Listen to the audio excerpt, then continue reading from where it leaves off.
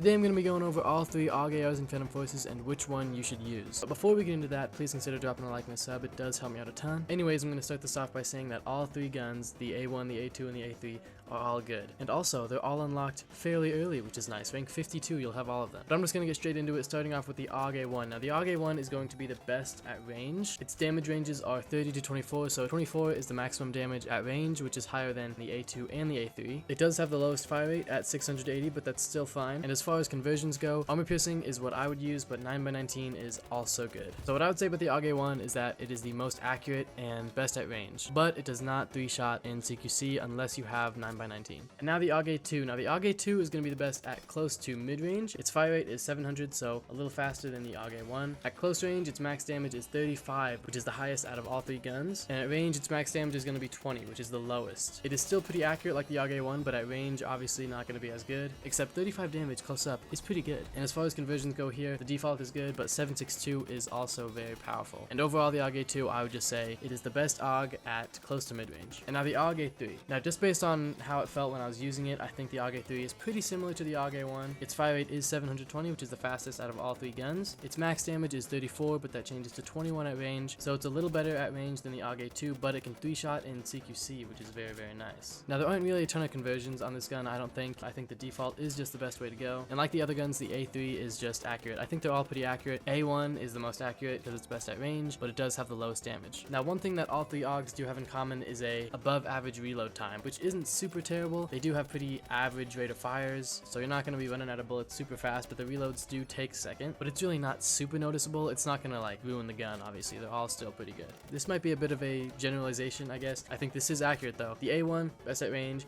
The A2, best at close to mid-range, and the A3 is a bit of both. Now, as far as attachments and setups go, I'm not going to go over that in this video, but in the description, I will post a link to spezis setup sheet, which is the best place to find all of the setups that you could ever need in Phantom Forces. There's going to be a ton of notes on there and just a ton of good stuff to know, so you can find the best setup that you want for the AUGs, and really just every gun in the game. It's a great sheet, and you should definitely use it if you haven't been. And another thing, in this video, this gameplay was pre-recorded. I was not using the ideal setups. I was using good setups, I think, but I didn't have everything unlocked, so it's not quite the best setups. It's not the ones that you'll find on spezis setup sheet, I don't think. So don't base your setups off what I was using in this video. Base them off of the setup sheet. And really just all of the AUGs, I think they're pretty easy to use. They just have a certain feel to them. Maybe it's the recoil, and they're really easy to just start off with. Anyways, that's all I got for this video. Thank you so much for watching. If you enjoyed, please consider dropping a like and a sub, and until next time.